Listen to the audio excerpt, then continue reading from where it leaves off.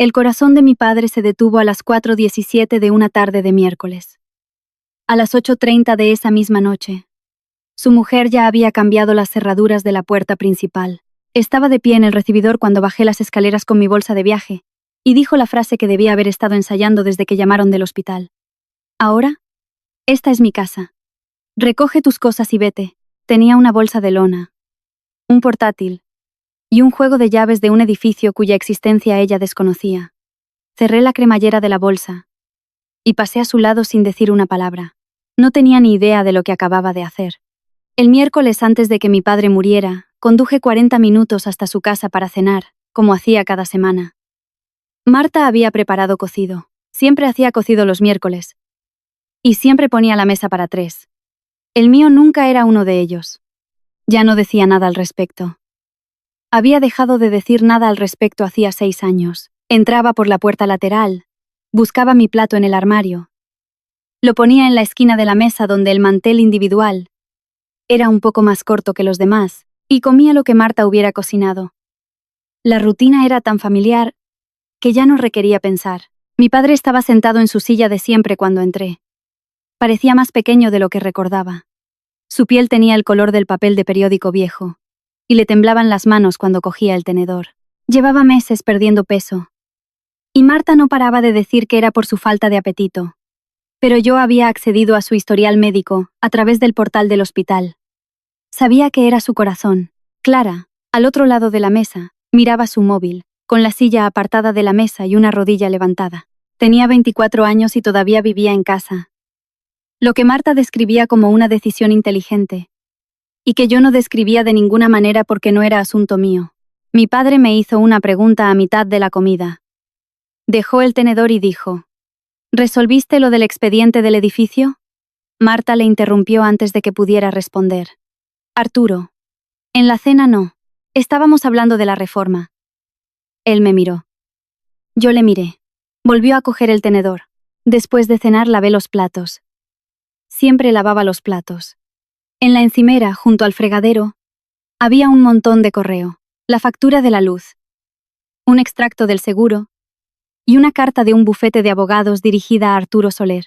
El sobre estaba sin abrir. Marta barrió toda la pila y la metió en un cajón antes de que pudiera leer el remite. Solo es propaganda, dijo. Me sequé las manos en el paño y me fui a casa. El olor a cebolla de la sartén de hierro fundido se quedó en mi abrigo durante todo el trayecto de vuelta. Bajé la ventanilla en la incorporación a la autovía y dejé que el aire frío se lo llevara. Ese fue el último miércoles que comí en esa casa. Mi madre murió cuando yo tenía 10 años. Se llamaba Ana. Tenía el pelo castaño y una risa suave, y una forma de doblar la ropa que parecía que estuviera pensando en otra cosa completamente distinta. Recuerdo más la colada que el funeral. Después de que se fuera, mi padre no supo qué hacer con una niña de 10 años que lloraba en la bañera cada noche. No estaba hecho para conversaciones sobre sentimientos. Estaba hecho para hojas de cálculo y tasaciones, y para esa clase particular de silencio que los hombres de provincias llevan consigo como una segunda piel. Así que hizo lo único que sabía hacer. Me enseñó a manejar los números. Cada sábado por la mañana, me llevaba en su vieja furgoneta. De esas con asientos de tela que olían a cuero aunque no lo fueran. Y mirábamos casas. No para comprar, solo para mirar. Se paraba delante de una propiedad con un cartel de se vende y decía: ¿Cuánto crees que vale esta? Yo daba una cifra. Él me corregía. Luego me explicaba por qué. Metros cuadrados, tamaño del solar, ventas comparables, tipos de interés, la forma en que una cocina orientada al norte perdía valor en los mercados de invierno. No entendía ni la mitad, pero entendía que me estaba hablando a mí, y eso era suficiente. Para cuando cumplí 12 años, podía leer un extracto hipotecario más rápido que la mayoría de los adultos. Podía estimar el IBI a partir de una foto del anuncio. Podía decir si una casa estaba sobrevalorada por la forma en que la gente describía el barrio. El dinero no lo arregla todo, dijo mi padre un sábado, parado frente a una casa de 2 plantas con la rampa del garaje agrietada. Pero arregla muchas cosas que la gente finge que no tienen nada que ver con el dinero. Ese mismo año, se casó con Marta. Ella entró en la casa con una hija de 2 años llamada Clara, y una sonrisa que cubrió cada habitación como una capa de pintura fresca. Reorganizó la cocina. Compró cortinas nuevas. Hacía cocido los miércoles y bizcocho de yogur los domingos. Y llamaba a mi padre cariño con una voz que sonaba como si hubiera estado practicando. «Qu'est-ce que me caillera bien?» Lo intenté. Pero en 6 meses, mi dormitorio había sido pintado de rosa y rebautizado como la sala de juegos de Clara. Y yo dormía en la habitación más pequeña de la casa, la que estaba al lado del garaje y olía a aceite de motor y a hormigón frío. Mi padre dijo: «Marta lo pasó mal antes. Ten paciencia». Tenía 12 años. Fui paciente. Marta no era una mala persona como en las películas. No gritaba, ni tiraba cosas, ni me encerraba en un armario. Era peor que eso. Era meticulosa. A los 2 años de mudarse, había reorganizado cada habitación de la casa para que girara en torno a Clara. Las fotos familiares de la repisa de la chimenea cambiaron. Primero, algunas de Ana se trasladaron al pasillo, luego al rellano de arriba, y finalmente a una caja en el desván con la etiqueta Marcos Viejos. Marta las reemplazó con retratos de estudio de ella misma, Arturo y Clara. En uno de ellos, tomado en el fotomatón de unos grandes almacenes, los 3 llevaban jerseys azul marino a juego. Yo no estaba en la foto. No me habían invitado a la sesión. También controlaba el dinero. No de forma dramática. Mantenía una hoja de cálculo en el ordenador de sobremesa familiar. Cada compra del supermercado, cada recibo de gasolina, cada suscripción. Lo rastreaba todo, y se lo presentaba a mi padre el día 1 de cada mes. Lo llamaba nuestra revisión del presupuesto familiar. Era la única reunión a la que nunca me invitaban. Cuando le pregunté a mi padre sobre ello, dijo que Marta había pasado por dificultades económicas en su primer matrimonio. Su exmarido la había dejado sin nada, sin ahorros, sin coche, sin historial crediticio. El miedo a que eso volviera a suceder la impulsaba a controlar cada euro que entraba en la casa. Entendí la lógica. Incluso sentí compasión por ello durante un tiempo. Pero la compasión tiene fecha de caducidad cuando la persona que la recibe la utiliza para justificar el alejarte cada vez más del centro de tu propia familia.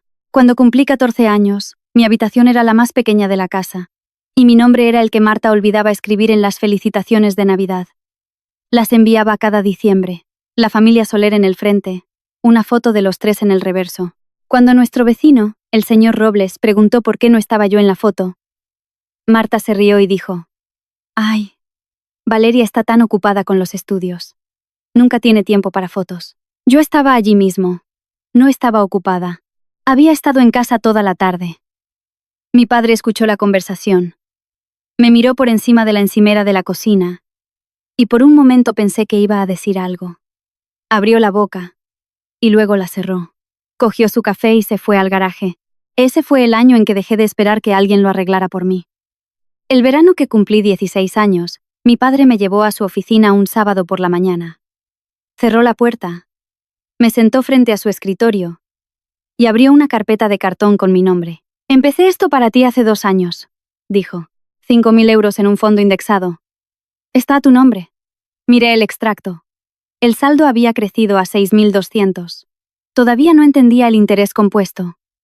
No de verdad. Pero entendí el peso de lo que estaba haciendo. Estaba construyendo algo para mí que Marta no podía alcanzar.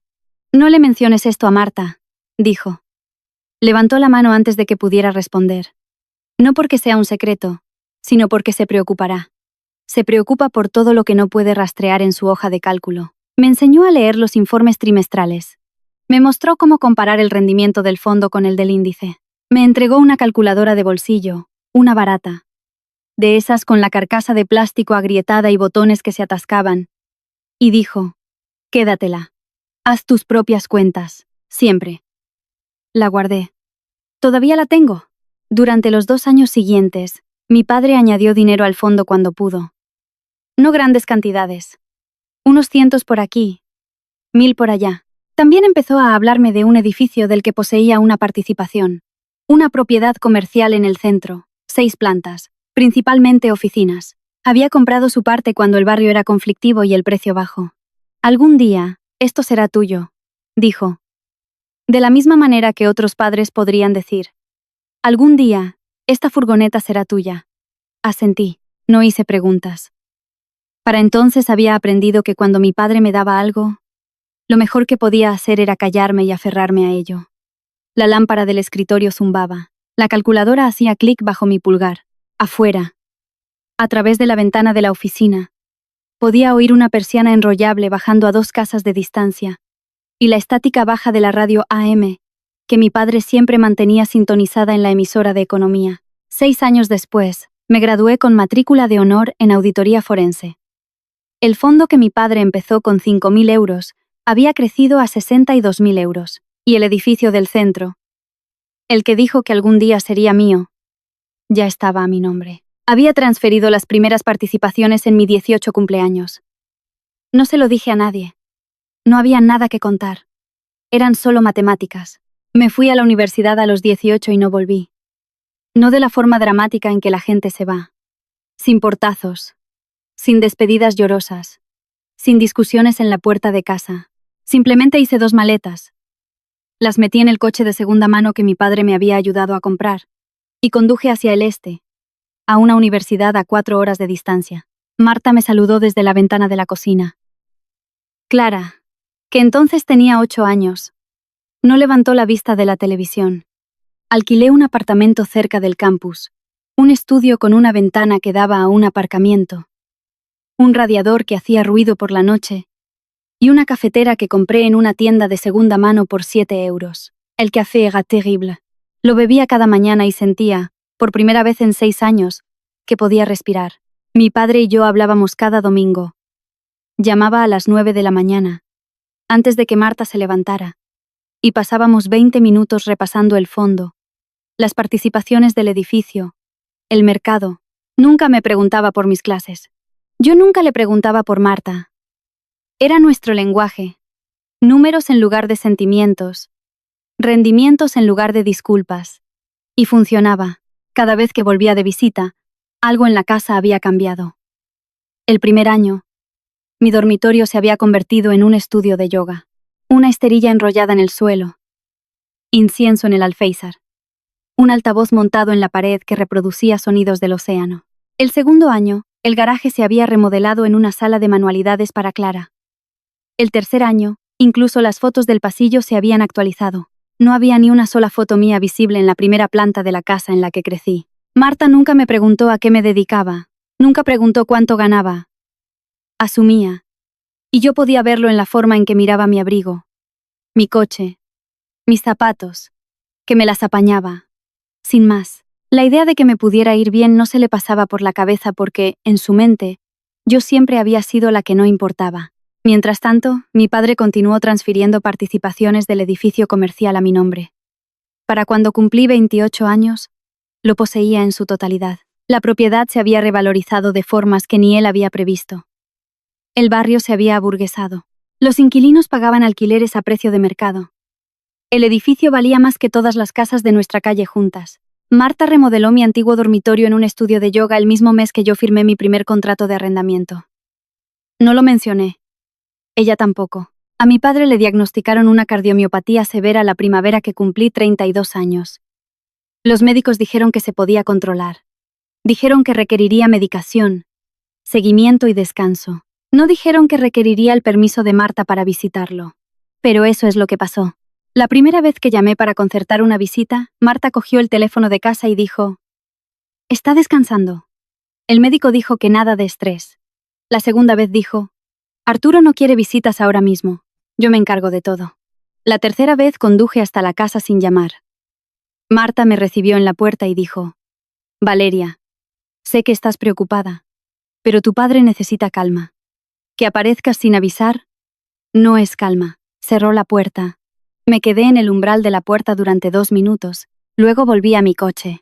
Llamé a mi tía Pilar esa noche. Pilar era la hermana menor de mi padre, 70 años, aguda como una auditoría fiscal, y la única persona de la familia que nunca se había dejado seducir por el cosido de Marta. Pilar siempre había visto a través de ella. Simplemente nunca lo dijo en voz alta porque Arturo no se lo había pedido. «Marta le ha estado diciendo a la familia que estás demasiado ocupada con el trabajo para visitarlo», dijo Pilar. Le dijo a los García en la parroquia que no has llamado en semanas. «He llamado 14 veces en el último mes», dije. «Sé que lo has hecho». También sé que consiguió que Arturo firmara un poder notarial general el martes pasado. Ahora está en sus cuentas bancarias. Me senté en mi apartamento, con el teléfono en una mano, y sentí que el suelo se movía. No por el dinero.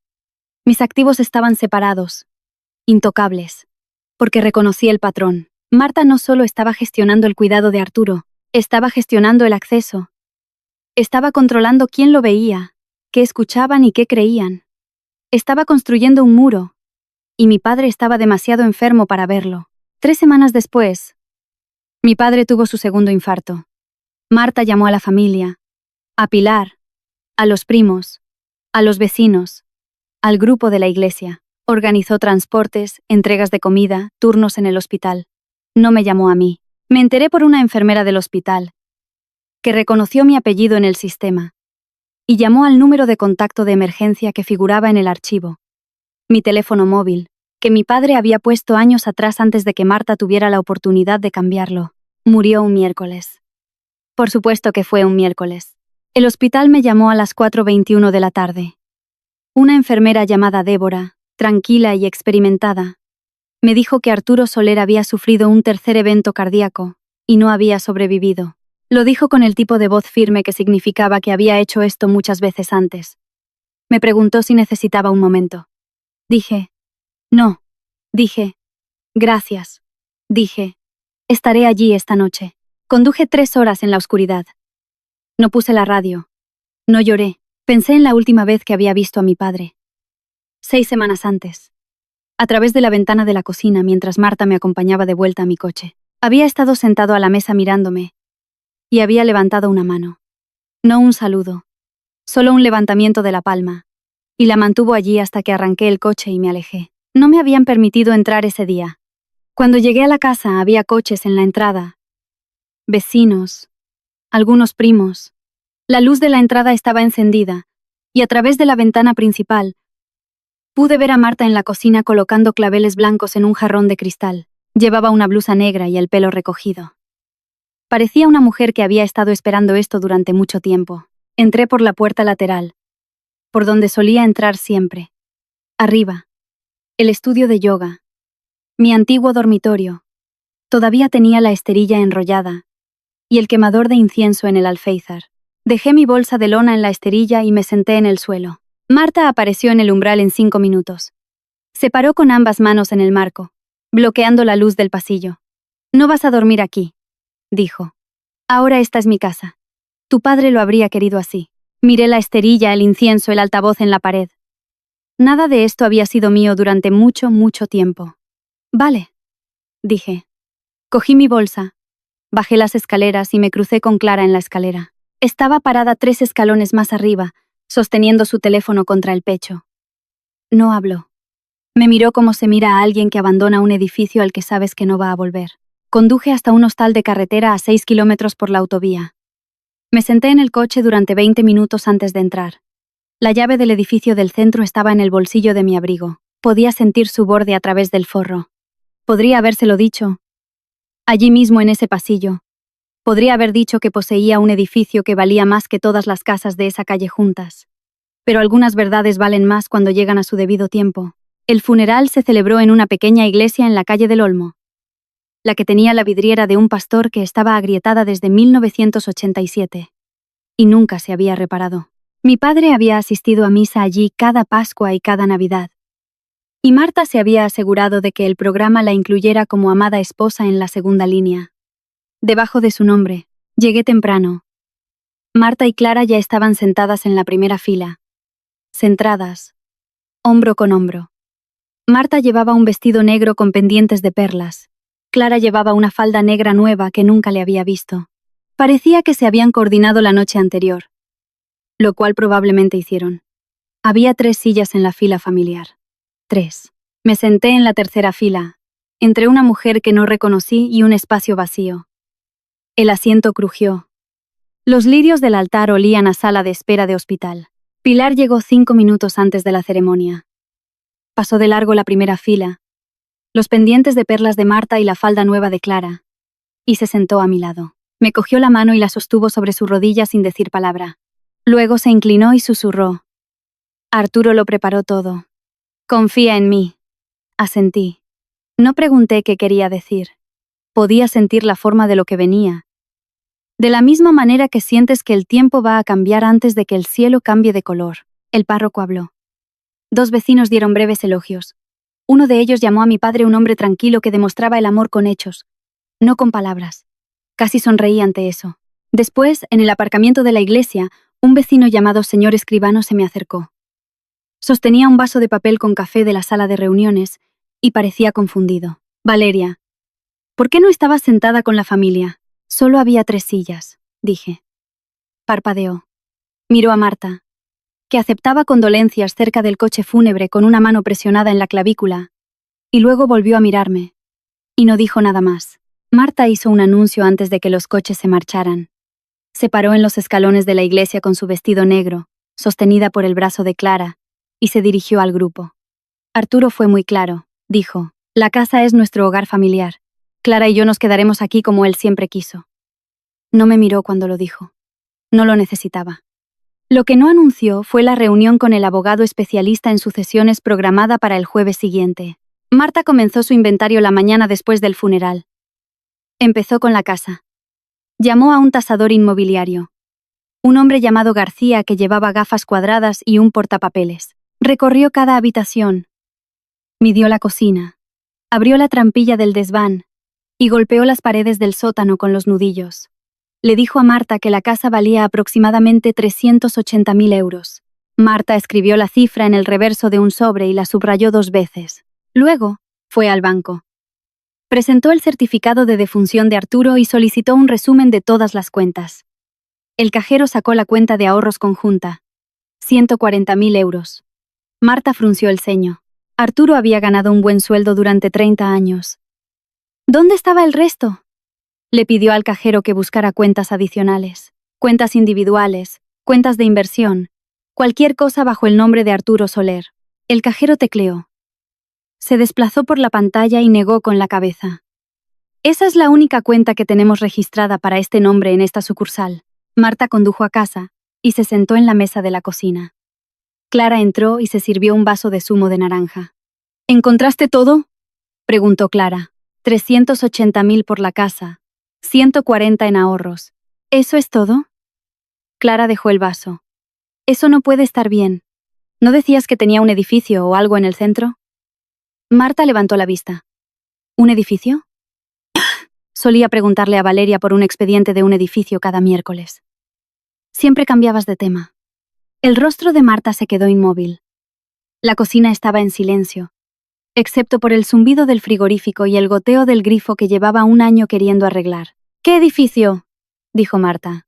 Clara se encogió de hombros. No lo sé. Solo le oí mencionarlo. Marta cogió su teléfono y llamó a la oficina del abogado de sucesiones. Exigió una reunión antes. La recepcionista dijo que lo más pronto que había disponible seguía siendo el jueves. Marta dijo que lo aceptaba. Colgó y se quedó sentada en la cocina durante mucho tiempo. El café de su taza se enfrió. La cifra del tasador, 380.000 euros, seguía en el reverso del sobre, subrayada 2 veces. Había esperado más. Había esperado mucho más. Y por primera vez desde que mi padre murió, yo no era la que tenía miedo en la familia. Me quedé en el Hostal Pino Real durante 5 noches. La habitación costaba 39 euros la noche.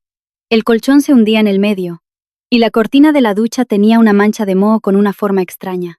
Estaba bien. Había dormido en sitios peores durante la universidad.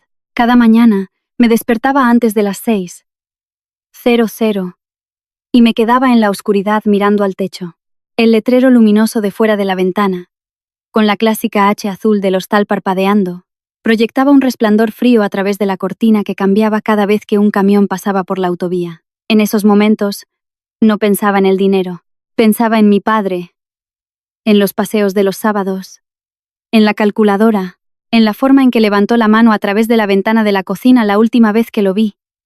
No saludando para despedirse, solo manteniéndola quieta. Al duelo, no le importa cuánto dinero tengas. Aparece a las 3:00 de la mañana en una habitación de hostal que huele a lejía. Se sienta en el borde de la cama y espera.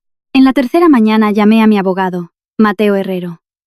Era un abogado de 46 años especializado en sucesiones y protección de activos que hablaba en párrafos y llevaba corbatas siempre ligeramente torcidas.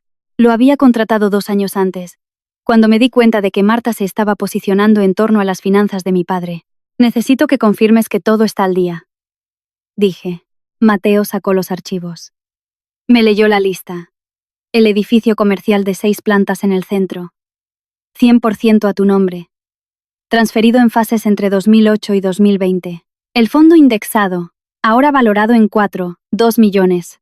La cartera inmobiliaria secundaria, diversificada en 8 propiedades en 3 comunidades autónomas, con un total de 8 millones. Reservas de efectivo y cuentas de corretaje completando el saldo. Valor total a tu nombre a fecha de fallecimiento de Arturo. Aproximadamente 28 millones de euros, dijo Mateo.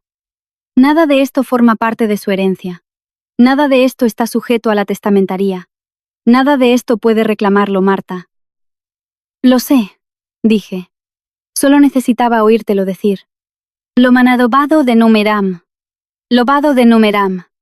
Lobado de numeram. ¿Esperas que lo impugne? ¿Marta? Sí.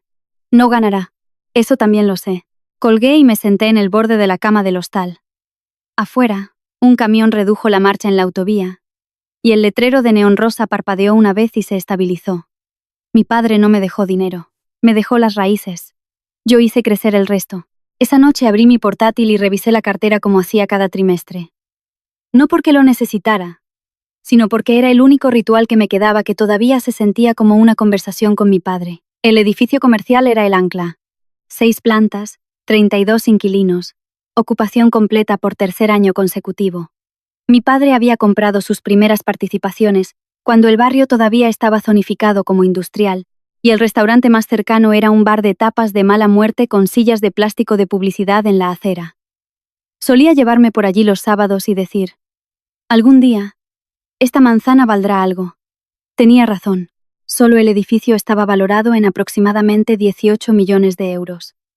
Esa cifra habría sido inimaginable cuando compró su parte.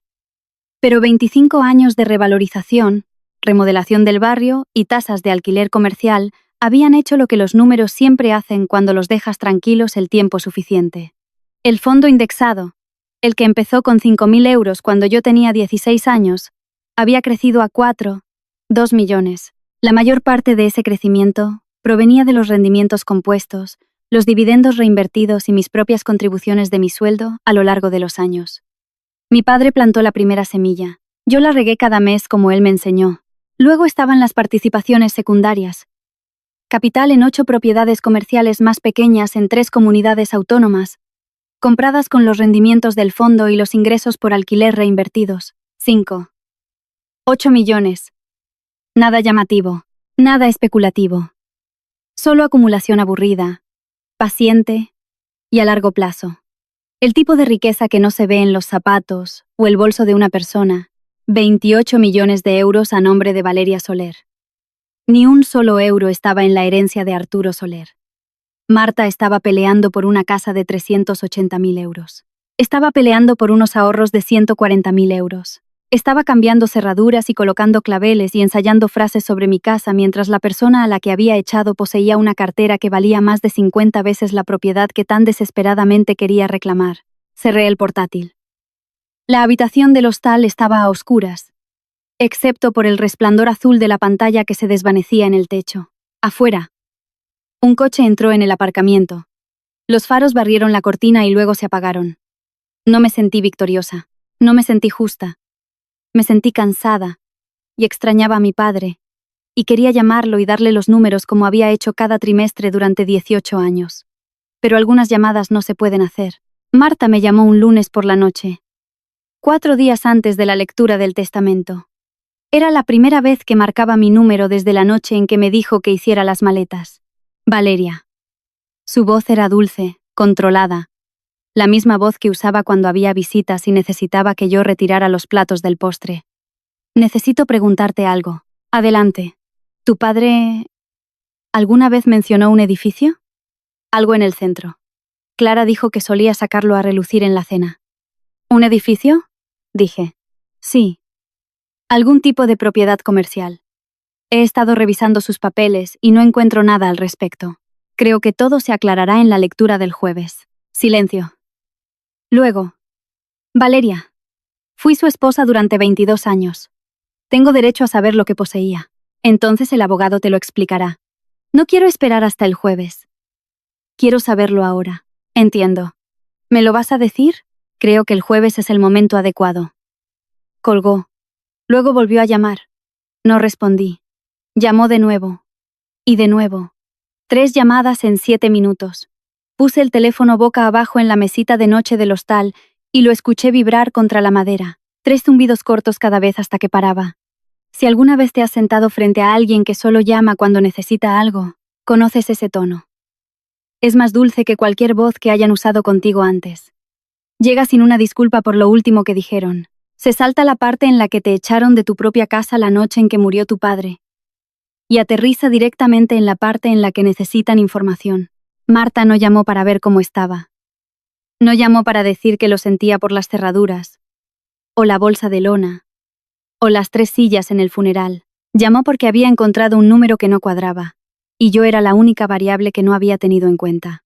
Apagué el teléfono y me tumbé en la oscuridad. El colchón se hundía, el letrero de neón parpadeaba, y en algún lugar, en una casa a 6 kilómetros de distancia, una mujer estaba sentada en una mesa de cocina, dándose cuenta por primera vez de que la persona a la que había despreciado durante 22 años podría ser la persona más importante en la sala. Simplemente aún no sabía cuán importante. Pilar me llamó el martes por la mañana. No dijo, hola. Dijo, Marta retiró 80.000 euros de la cuenta de ahorros conjunta ayer. Me incorporé en la cama. ¿Cómo? Usó el poder notarial general que Arturo firmó la primavera pasada. Entró en la sucursal con el documento y un certificado de defunción y solicitó un cheque bancario. El poder notarial ya no es válido. Se extingue cuando el poder dante fallece. Eso lo sé yo. Y lo sabes tú. Aparentemente, el empleado del banco no lo sabía. Llamé a Mateo en menos de 1 hora. Lo confirmó. La transacción se había registrado. 80.000 euros, retirados de una cuenta conjunta, usando un poder notarial que había expirado legalmente en el momento en que el corazón de Arturo se detuvo. La retirada es impugnable, dijo Mateo. Un poder notarial cesa con la muerte según la ley. El banco puede compartir la responsabilidad por haberlo aceptado. Pero, más inmediatamente, nos dice algo sobre la mentalidad de Marta. ¿Qué nos dice? Que está entrando en pánico. Está agarrando lo que puede alcanzar porque sospecha que hay algo que no puede alcanzar. Le pedí que sacara los registros de la transacción. Lo hizo. 80.000 euros fuera. El funeral había costado aproximadamente 8.000. El servicio, el ataúd, la parcela, las flores. Eso dejaba 72.000 sin justificar. ¿A dónde fue el resto? Pregunté. Haré que el banco rastree el cheque bancario. Pero mi suposición es que fue a una cuenta personal que Marta abrió recientemente. Imprímelo todo. Tráelo el jueves. Ya está hecho. Colgué y me senté en el pequeño escritorio del hostal, el que tenía la superficie de laminado que se estaba pelando por la esquina. La impresora en la oficina de Mateo probablemente estaba funcionando en ese mismo momento. Extractos de transacciones, fechas de vencimiento de poderes notariales, citas de estatutos legales. Cada página, otro ladrillo en un muro que Marta no sabía que se estaba construyendo a su alrededor. Había cogido el dinero porque tenía miedo. Lo entendía. El miedo hace que la gente haga cosas que la lógica no puede explicar. Pero entender algo no es lo mismo que excusarlo. Y 80.000 euros retirados de la cuenta de un hombre muerto usando un documento legal caducado no es miedo. Es un robo disfrazado de ropa negra y pendientes de perlas. La lectura del testamento era en 4 días. Marta no tenía ni idea de que cada euro que movía estaba siendo documentado. Cada transacción, cada marca de tiempo, cada firma que no tenía derecho legal a hacer. Dejé mi teléfono en la mesita de noche y lo apagué de nuevo. El jueves llegaría pronto. La notaría de Héctor Benítez estaba en el 2º piso de un edificio de ladrillo en la calle Mayor, encima de una clínica dental y frente a una panadería que olía a rollos de canela cada mañana a las 7. La escalera era estrecha, la barandilla de madera y la alfombra del rellano se había reemplazado tantas veces que el color ya no coincidía con las paredes. La sala de reuniones de Héctor tenía una larga mesa ovalada de madera oscura, 8 sillas tapizadas en cuero verde y una ventana que daba al aparcamiento. En la pared detrás de su silla colgaba un título de notario enmarcado del colegio notarial y un reloj con números romanos que hacía más ruido del que debería. Marta llegó primero. Llevaba una americana negra, pantalones de vestir y los mismos pendientes de perlas del funeral. Clara la seguía con un cardigan gris, agarrando un pequeño bolso. Se sentaron a la cabecera de la mesa como si la disposición de los asientos ya estuviera decidida. Pilar fue la siguiente.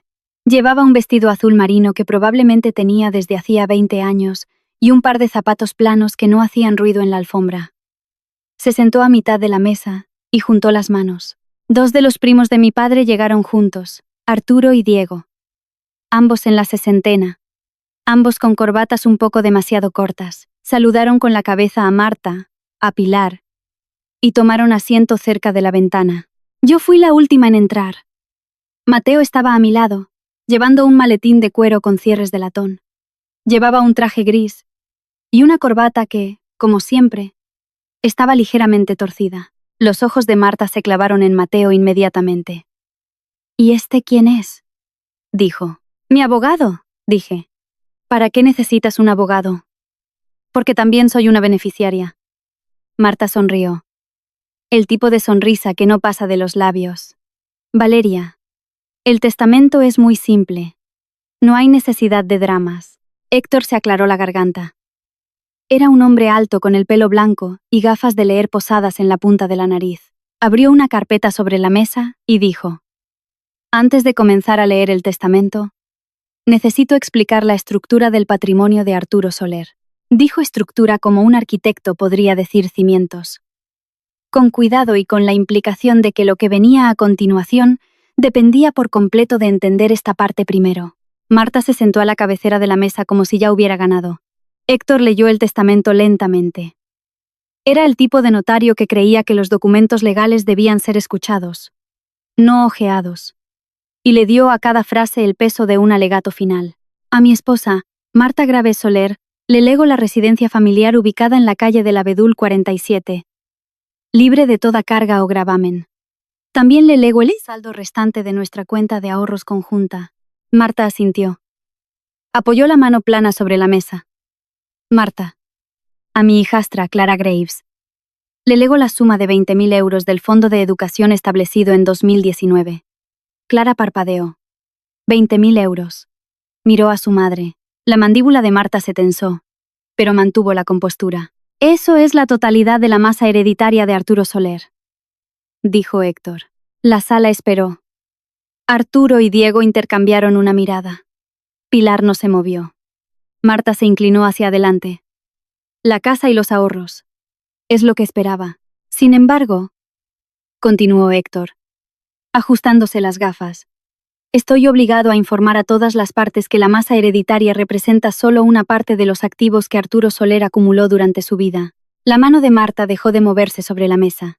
A lo largo de aproximadamente 18 años, Arturo Soler ejecutó una serie de transferencias de activos legales.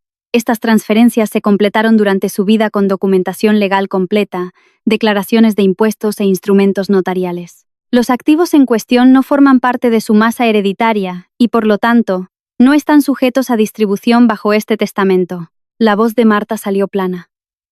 ¿Transferencias? ¿A quién? Héctor se quitó las gafas. Me miró. El reloj de la pared sonó 3 veces antes de que hablara. A su hija, Valeria Soler. El silencio que siguió no fue del tipo que se siente vacío, fue del tipo que se siente lleno. El aire apretado con cosas que la gente quería decir pero para las que no encontraba las palabras. Marta se levantó. Las patas de su silla rasparon el suelo de madera. El sonido cortó la habitación como una cerilla al encenderse. ¿Qué transferencias?, dijo. Soy su esposa. He sido su esposa durante 22 años. ¿De qué estás hablando? Enmarco. Héctor miró a Marta con la expresión paciente de un hombre que había dado noticias inesperadas antes y sabía que los siguientes 3 minutos lo determinarían todo. Quizás el señor Herrero pueda dar los detalles, dijo y señaló a Mateo. Mateo se puso de pie. Abrió los cierres de latón de su maletín con 2 clics precisos que resonaron en la sala silenciosa. De dentro, sacó 3 carpetas, cada una con pestañas, etiquetada y organizada con el tipo de precisión que solo un abogado que factura por horas puede justificar. Colocó la primera carpeta sobre la mesa. Esta es la escritura de propiedad de un edificio comercial de 6 plantas ubicado en el centro. La propiedad fue comprada originalmente por Arturo Soler en 1999. Entre 2008 y 2020, la propiedad fue transferida en fases a Valeria Soler a través de una serie de donaciones legalmente ejecutadas. Cada transferencia fue registrada en el registro de la propiedad, acompañada de las declaraciones del impuesto sobre sucesiones y donaciones, y ante notario, abrió la segunda carpeta. Este es el resumen de una cartera de inversiones a nombre de Valeria Soler desde 2008. La cartera incluye fondos indexados, cuentas de reinversión de dividendos y participaciones en 8 propiedades comerciales adicionales en 3 comunidades autónomas. Abrió la tercera carpeta. Esta es una valoración de activos consolidada, preparada por un censor jurado de cuentas, con fecha de la semana del fallecimiento de Arturo Soler. Mateo puso su mano sobre la tercera carpeta y miró a la sala. El valor total de los activos a nombre de Valeria Soler a esa fecha es de aproximadamente 28 millones de euros. Nadie se movió. La boca de Clara se abrió. Presionó ambas manos sobre la mesa como si la cifra hubiera inclinado la habitación. Arturo se reclinó en su silla. Diego se quitó las gafas y las dejó sobre la mesa. Pilar, que lo sabía, simplemente asintió una vez y apretó más las manos. Marta no se sentó. Se quedó de pie a la cabecera de la mesa con los dedos agarrando el borde, los nudillos volviéndose blancos contra la madera oscura. No, dijo. No, eso no es. Ese es su dinero. Ella lo robó. Mateo no levantó la voz. Cada transacción fue ejecutada por Arturo Soler voluntariamente, con asesoramiento legal independiente, durante un período de 18 años. Estos no son activos de la herencia, son propiedad personal de Valeria Soler. Marta se volvió hacia mí. Su rostro era del color de las paredes de la sala de reuniones. Plano, pálido, despojado de la compostura que había llevado como una armadura desde el funeral. Tú lo sabías, dijo. Te sentabas en esa casa cada miércoles. Comías mi comida y lo sabías. La miré. Me echaste 4 horas después de que mi padre muriera. Cambiaste las cerraduras antes de que su cuerpo se enfriara.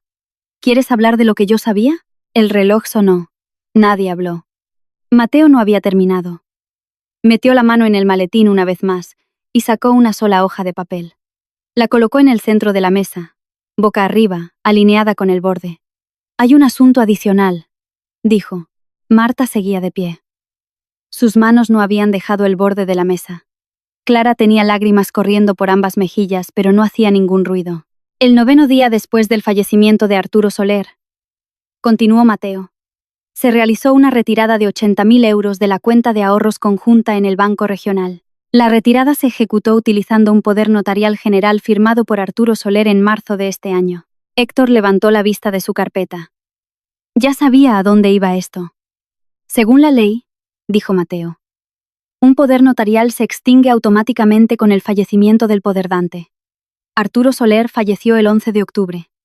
La retirada se realizó el 20 de octubre. El documento utilizado para autorizarla ya no era válido. La voz de Marta salió tensa. Necesitaba ese dinero para el funeral. Mateo deslizó el papel más cerca de ella. Los gastos del funeral, según documenta la funeraria, ascendieron a 8.214 euros.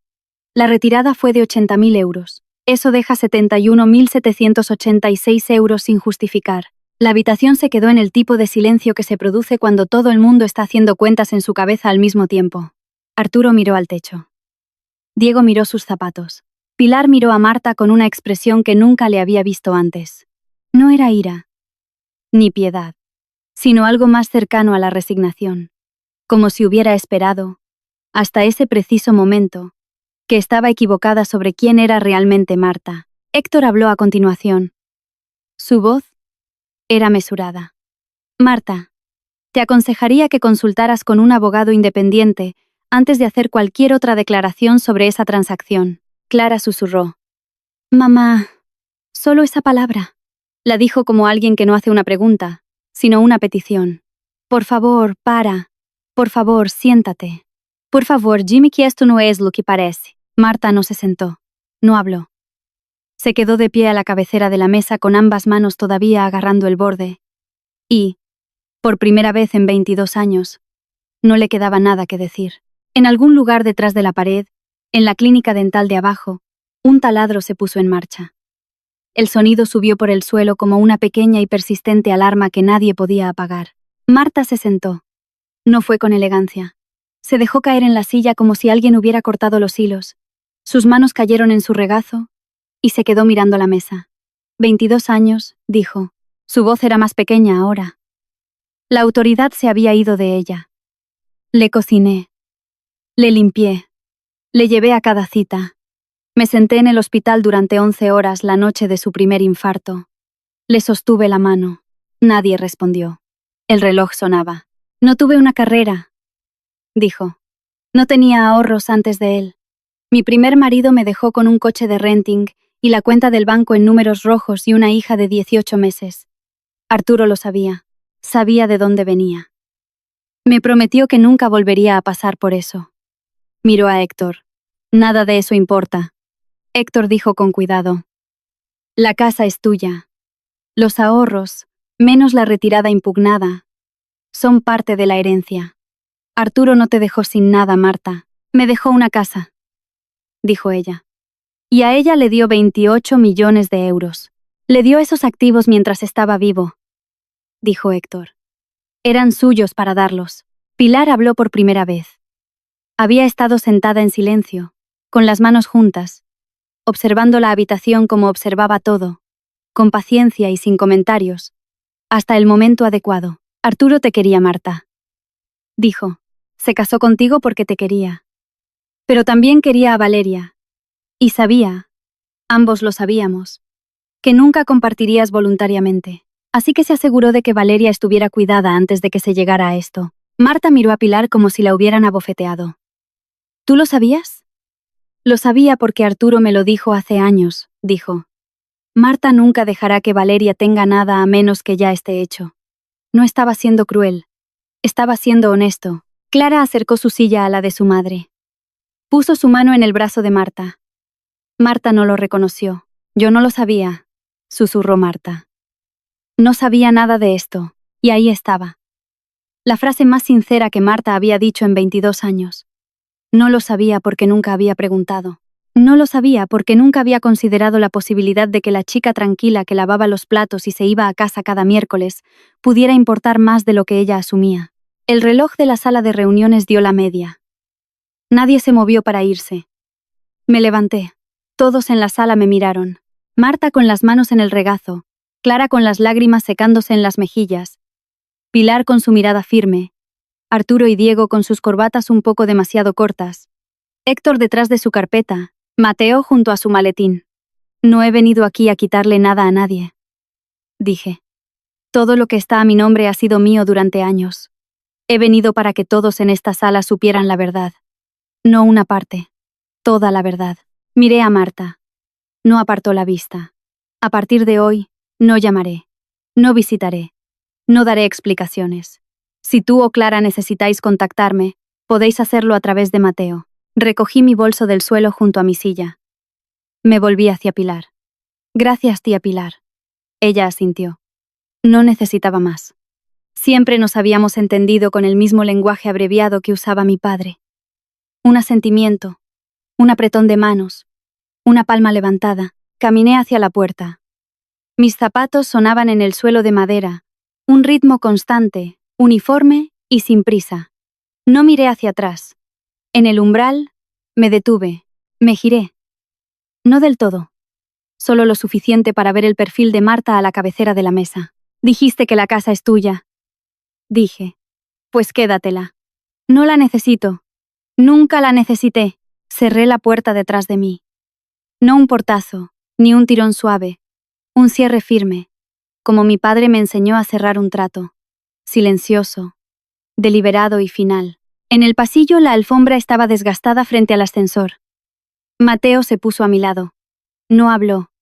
Sabía que algunos momentos no requieren comentarios. El ascensor estaba averiado. Bajamos por las escaleras. En el rellano Arturo y Diego nos alcanzaron. Arturo me tendió la mano.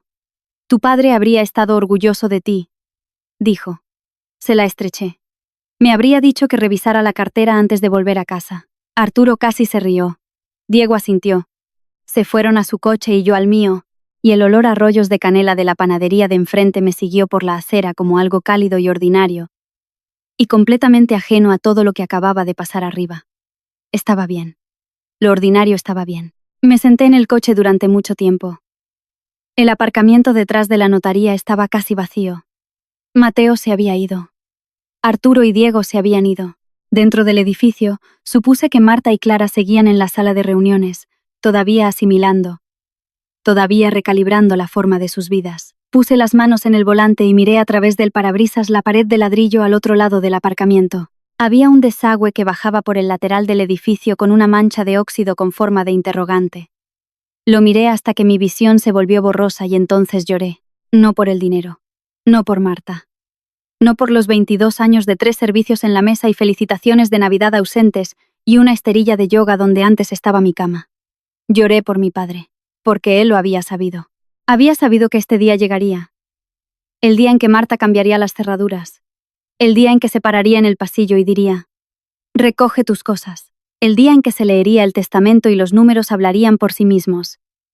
Lo había visto años atrás, de la misma manera que veía propiedades infravaloradas y correcciones del mercado, y se había preparado para ello de la única manera que sabía. No con palabras, sino con números, con documentos, con 18 años de transferencias silenciosas, cada una un pequeño acto de amor disfrazado de papeleo. No podía evitar que Marta fuera quien era, la quería a su manera, y había elegido quedarse con ella. Y yo entendía esa elección aunque no pudiera perdonarla del todo.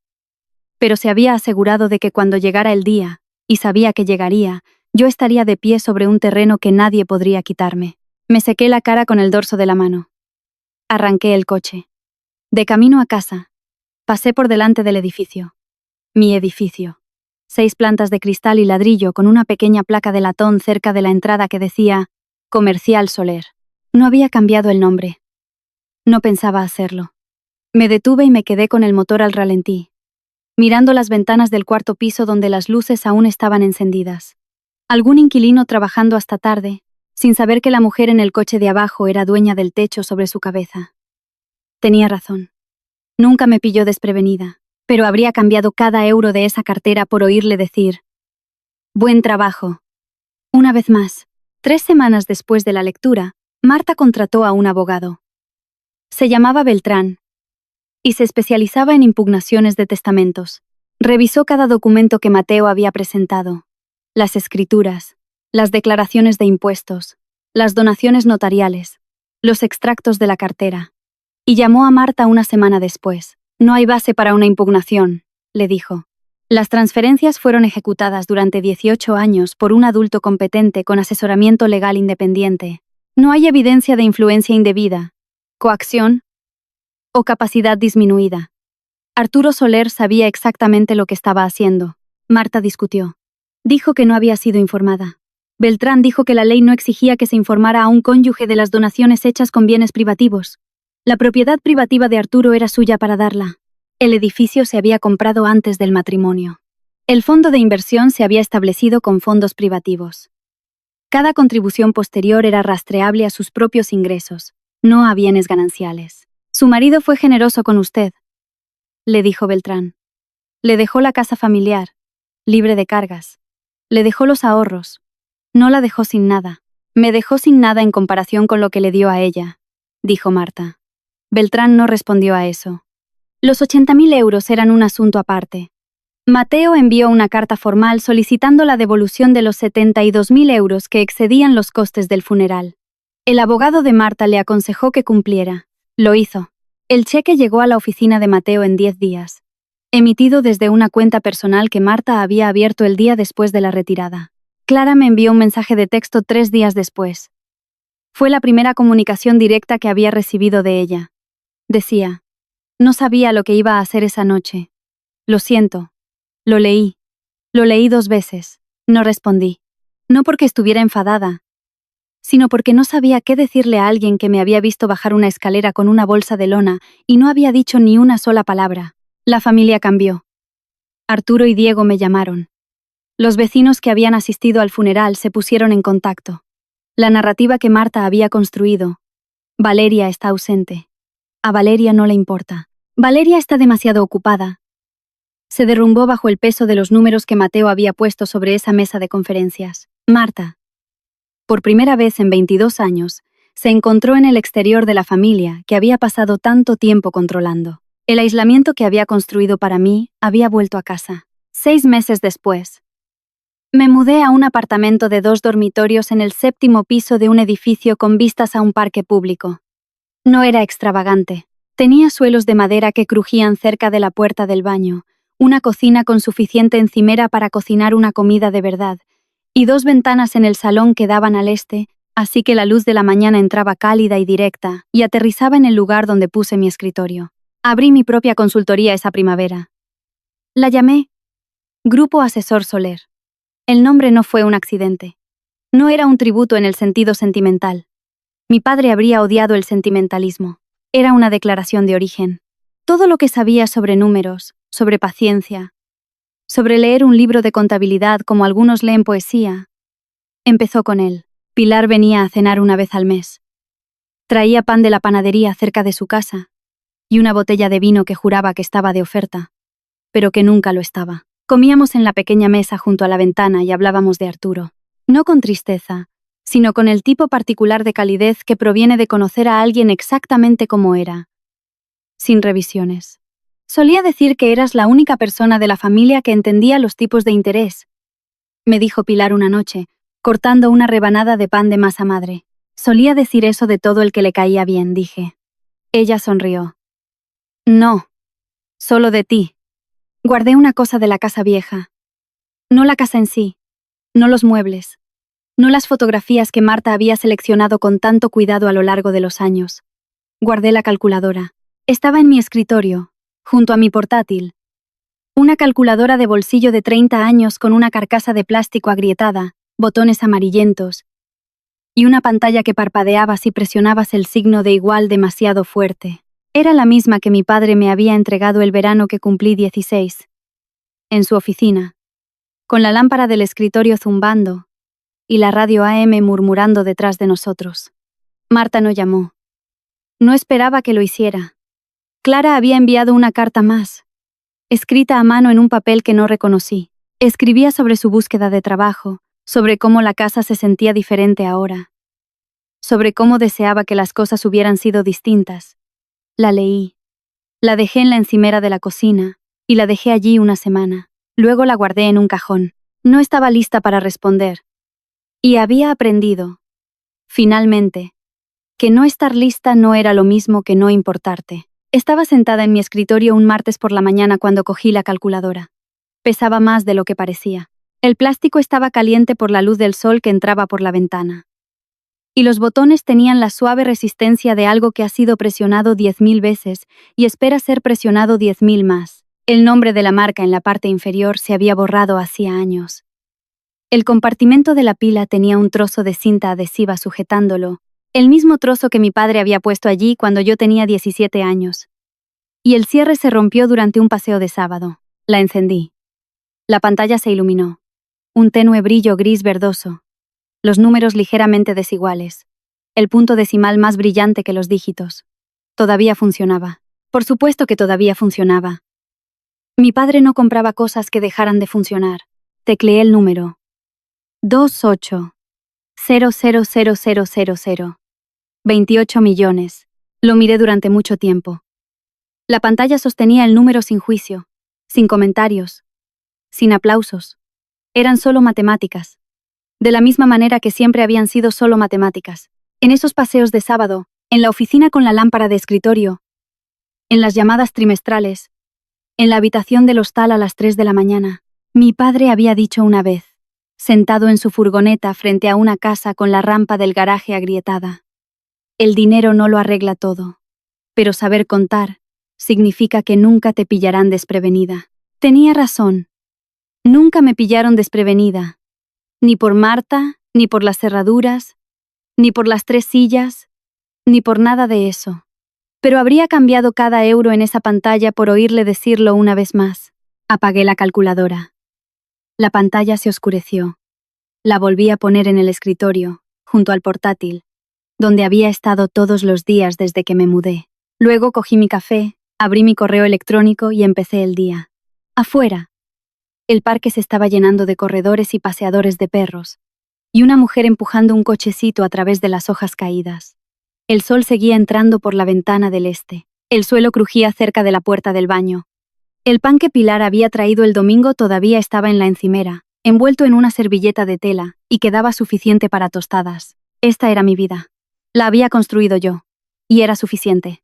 Mi nombre es Valeria Soler. Y esta es mi historia. Mi padre no me dejó dinero. Me dejó la única cosa que el dinero no puede comprar. La capacidad de no necesitar nunca el permiso de nadie para existir.